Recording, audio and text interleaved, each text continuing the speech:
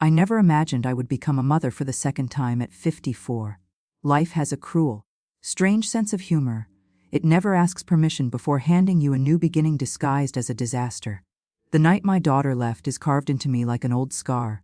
Sometimes, when the house is quiet, I still hear the echo of that door closing. It was late, past midnight. The rain was hammering the windows like it wanted to come inside. My grandson was only 2 months old, asleep in the crib I had set up for emergencies, never imagining it would become permanent. He was wrapped in a faded yellow blanket I had kept from when my daughter was a baby. A sentimental thing. A foolish thing, maybe. My daughter stood near the doorway, one hand on the knob, the other clutching her purse like it was life support. Her mascara had smudged. She looked tired, too young, too fragile, too angry at the world for giving her a child she wasn't ready for. "Mum," she said, avoiding my eyes, "I can't do this." I stepped closer. "You're exhausted. Sit down. We'll figure this out together." "No." She shook her head hard. "No, I need my life back. I need to breathe. I'm suffocating here." Her voice cracked. I thought it was guilt. I didn't realize then that it was finality. "I'll come back when I'm better," she lied, smoothly, effortlessly, the way only someone desperate can lie. Before I could speak again, before I could remind her of the baby, of responsibility, of love, she opened the door. Cold rain spilled across the threshold, and then she was gone. Just like that. I stood there in shock. The sound of the rain swallowing everything else. For a moment, I just stared at the empty space where she had been. At the open door. At the dark street beyond that I knew she would never return from. I don't know how long I stood there. Long enough for the baby to whimper. That soft sound snapped something inside me. I shut the door gently, as if closing it too hard would shatter what was left of us, and walked to the crib. He was awake, blinking up at me with solemn, dark eyes that seemed older than they should have been. I lifted him carefully. He was warm, fragile, smelling faintly of milk and the lavender soap I used on him earlier. As I held him, something inside me fell into place. I didn't choose this, I didn't plan this, but I knew, deep in my bones, that he was mine now, not because he came from me, but because he had been left in my arms. Because he had no one else. Because the world had already taken enough from him in just 2 months. I rocked him gently, humming the old lullaby my own mother sang to me. He stared up at me with such trust it hurt. His tiny fingers curled around mine. "I've got you," I whispered. That was the moment, right then, in the dim light of my living room, with rain pounding the roof, that I became a mother again. Not the same kind of mother I had been before. Not a hopeful, inexperienced one, but a mother shaped by mistakes and heartbreak, a mother who understood loss, a mother who would fight harder this time. The years that followed weren't easy. Autism didn't announce itself neatly. It came in meltdowns I didn't know how to soothe, in silent days where he couldn't find words, in moments where I questioned if love was enough. But every night, no matter how bad the day had been, I tucked him in and whispered, "I've got you." And every morning, he woke up and trusted me again. That trust became my compass, my purpose, my second chance. I didn't know it yet, but the little boy sleeping in my arms that night would one day change both our lives in ways I could never have imagined. If there's one thing I learned raising my grandson, it's that brilliance doesn't always look the way people expect it to. It doesn't always shout. Sometimes, brilliance is quiet, so quiet you don't notice it until suddenly the world does. By the time he turned 16, he had grown into a thin, thoughtful boy with a mind that moved faster than his confidence ever could. He rarely looked people in the eye, always tugged at the sleeves of his shirts, and preferred the steady hum of a computer to the messy unpredictability of other teenagers. He stuttered when overwhelmed, froze when stressed, and often spoke in short, direct sentences that caught people off guard. But give him a keyboard and he spoke in poetry. Coding became his language, his refuge, his companion. I never pushed him, he pushed himself. He'd stay up late, the glow of the monitor illuminating his face, his fingers tapping rapidly as though he were translating thoughts too heavy for speech. I'd peek in on him sometimes, not wanting to interrupt, just wanting to admire the quiet fire in him. "Did you eat?" I'd whisper. "Yes," he'd reply, eyes still on the screen. "Are you tired?" "No." He'd say the same even when he was exhausted. The computer wasn't a hobby to him. It was a map, a compass, a safe place where logic was predictable and rules didn't contradict themselves the way people did. One afternoon, I found him sketching diagrams on sticky notes plastered across the dining table. Arrows, symbols, color-coded boxes, scribbled words only he could decipher. "What is all this?" I asked. He didn't look up.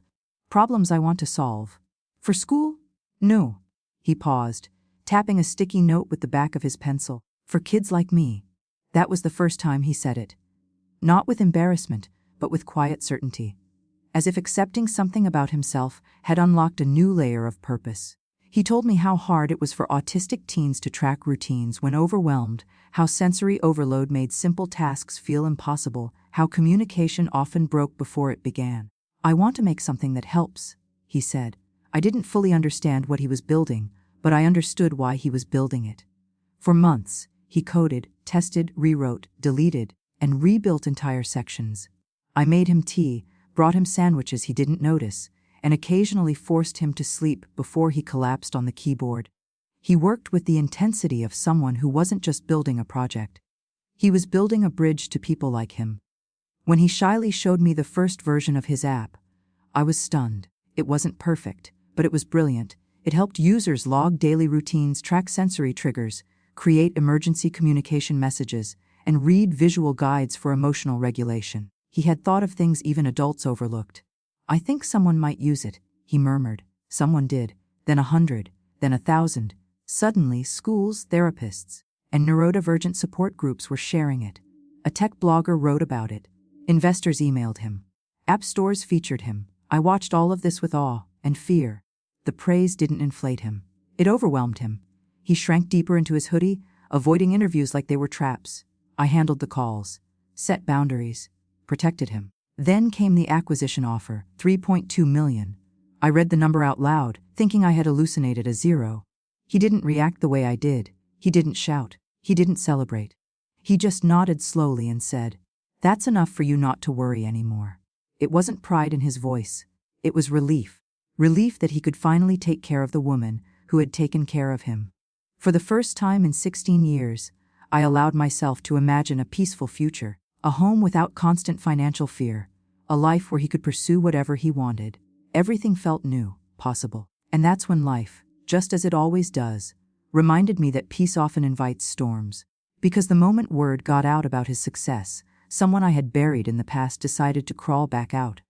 My daughter had heard the news, and she was coming home. Not for him.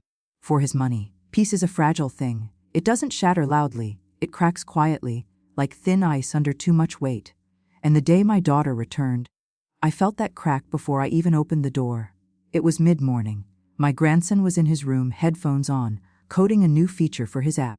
I was folding laundry when I heard the knock. Sharp, impatient, practiced. Not the knock of a neighbor or a friend. No one who loved us knocked like that. I opened the door and my breath caught. She stood there as if she'd never left. My daughter. Her hair was perfectly curled, her nails manicured a glossy red, and her clothes screamed money she didn't actually have. 11 years had aged her, but instead of softening her, life had sharpened every edge. Her eyes slid past me into the house, like she was already looking for something. Beside her stood a tall man in a suit clutching an expensive briefcase. A lawyer, a good one, judging by his smug posture and practiced smile. "Mom," she said with a voice so sugary it gave me goosebumps. "It's been so long." I didn't move aside.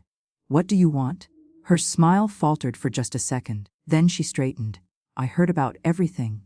She said it lightly, like she was talking about a graduation, not a multimillion-dollar acquisition. I felt heat rise in my chest. "You heard about him or his money." She hesitated.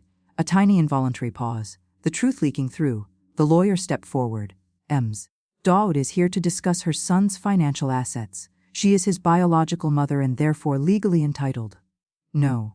I snapped before he could finish. My daughter lifted her chin. "I had postpartum depression." "Then why didn't you get help?" "I was overwhelmed." "So was I," I said, but I stayed. Her jaw tightened. Before the conversation could escalate, the lawyer cleared his throat. "You'll be receiving notice of legal action. Ms. Daughter wishes to gain joint custody and access to all funds earned by the minor." My stomach dropped. "You can't be serious." "She's his mother?" the lawyer said calmly.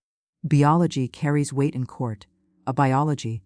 That word had never felt so cruel. She looked almost triumphant then, as if she'd already won, as if she had returned not to mend anything, but to take what she believed she was owed.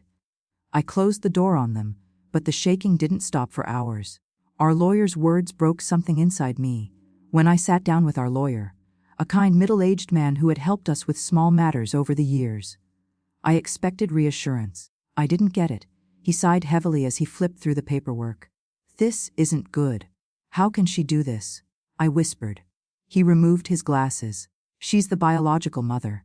Unless her parental rights were legally terminated, the court may consider her claim." He looked genuinely apologetic. "We might lose." The room spun. Lose him. Lose the safety he finally had. Lose the money he had earned through brilliance and struggle. The fear hit me so hard it felt physical. That night, I hid in the laundry room so he wouldn't see me crying.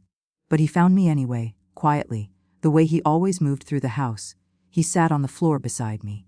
After a moment, he said, "You're scared." His voice wasn't afraid. It was calm.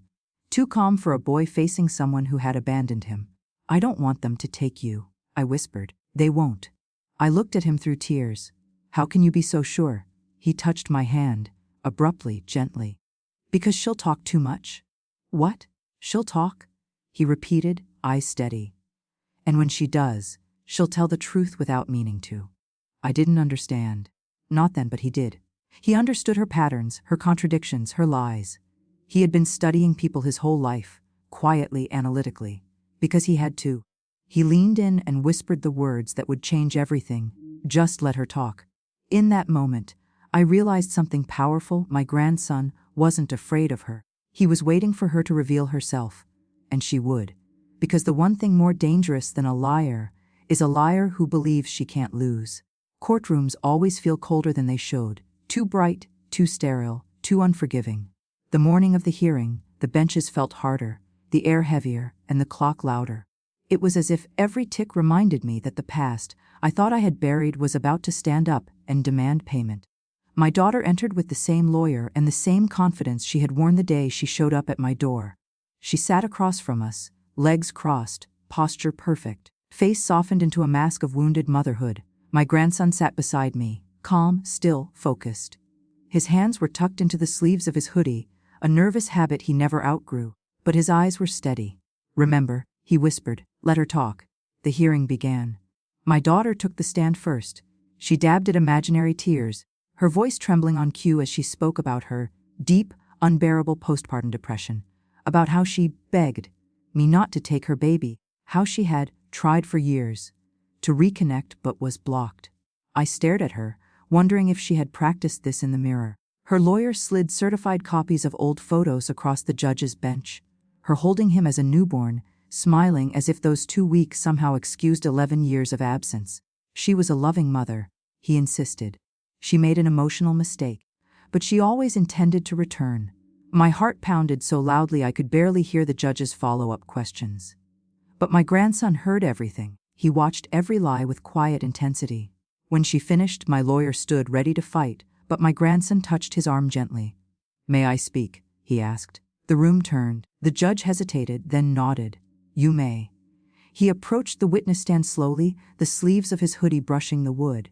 He set a single phone on the ledge, a small, unremarkable object that suddenly felt explosive. He didn't raise his voice. He didn't cry, he didn't tremble. "Mom said she tried to contact me," he began softly. "She didn't." He tapped the screen. And her voice, her real voice, filled the courtroom. A message she had sent 11 years ago to a friend, stored in an old email archive. Unearthed by my grandson's quiet, methodical searching. In the recording, she laughed, while saying, "I'm done. I'm not cut out for motherhood. My mom can have him. I need my life back." Gasps rippled through the courtroom. My daughter's face drained of color. My grandson continued, tapping to open another file, screenshots of her social media, boasting about being child-free for over a decade, mocking people who wasted their youth raising kids. Then he opened the financial documents, records of debts, loans, and online searches like how to claim a teenager's earnings. He didn't embellish, he didn't accuse, he simply presented the truth. Finally, he looked directly at her. His voice didn't waver. "You didn't come back for me. You came back because I made money. You didn't even ask if I was okay." his words sliced cleaner than any lawyer could. My daughter's composure crumbled. "This is taken out of context," she stammered. The judge held up a hand. "That's enough." The ruling was swift, sharp, irreversible. Based on the overwhelming evidence of abandonment and fraudulent intent, this court denies Ms. Donado's petition in full. Full custodial authority remains with the grandmother. Furthermore, Ms. Dotto is ordered to pay legal fees and is barred from contacting the minor without his explicit consent. My daughter collapsed back into her seat, the reality finally crushing the fantasy she had built. But my grandson didn't look triumphant. He didn't look vengeful. He just looked free. The sweetest revenge is the truth outside the courthouse, reporters swarmed. Someone had leaked the audio. The world was already picking apart her lies. She tried to appeal, tried to spin a new story, tried to blame stress, blame me, blame anything. But the truth had already planted itself. Her friends backed away. Her job suspended her. Her lawyer withdrew representation. The very thing she had tried to weaponize, her voice, became the proof that destroyed her case. As we walked toward the car, I squeezed my grandson's hand. "You saved us." He shook his head. "No, I just showed what was already there." Then, he looked up at me, eyes soft. "I don't hate her, I just choose you." Those 6 words held more strength than any courtroom victory. Because revenge wasn't watching her fall. Revenge was him choosing the person who never left. And as we drove home, the future finally looked like something we could build. Not out of fear, but out of freedom.